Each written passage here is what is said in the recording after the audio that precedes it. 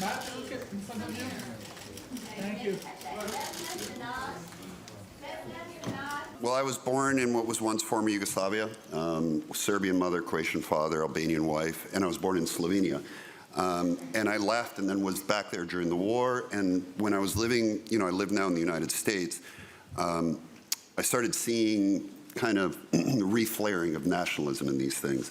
And I started thinking a lot about what happened in my own country. And I knew about the concert, and I thought the concert would be an extraordinary vehicle for a way to talk about what happened in Yugoslavia. Nenad's very humble, but it was a very personal story for him, and to listen to him talk about it, it was really impossible for us not to want to be involved.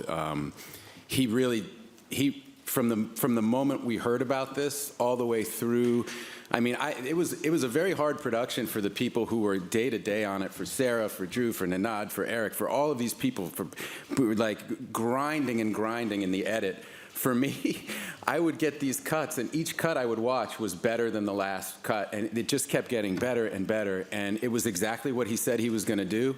We would get on the phone and talk for an hour or two, and really, he was using me as a sounding board at that point. It's like, you get so close to a movie. Terrence Malick, you could call it getting snowblind, where you're so deep in the edit, it's very hard to see what you're. And so a lot of times he'd just ask me questions, or I'd ask him, he'd say, "Are you getting this in this section?" And I'd say, "Yeah, well, let me quick link you this other little section and tell me this is what I'm going for. Am I?" And I'd say, "Yeah, you're." And then I'd say what he didn't want to hear, which was, "Okay, keep going."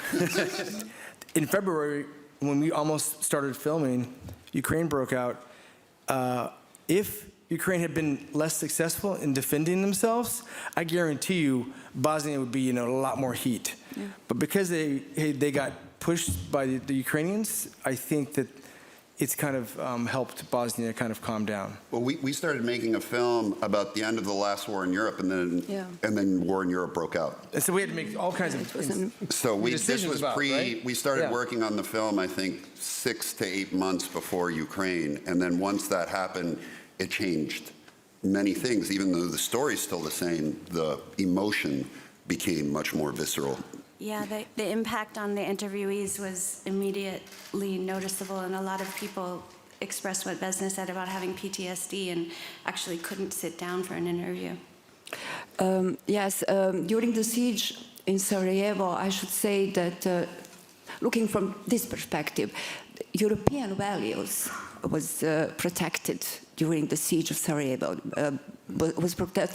were protected by people who defended Bosnia. Because what is Sarajevo in its core, in historical continuity, is a Europe in a core, is a Europe in a nutshell. When talking about it, I think that history will win, and the historical process will continue in protecting Bosnia and Sarajevo as a multicultural example for the world. What has happened now are just, winds from east and west and from everywhere. But I think that Bosnia will survive and Sarajevo will survive. And all of these mosques, churches, synagogues are proofs because it happened before. And thanks to Bosnian people and thanks to people around Bosnia who recognize the importance of this geographical toponym, we survived and European values survived.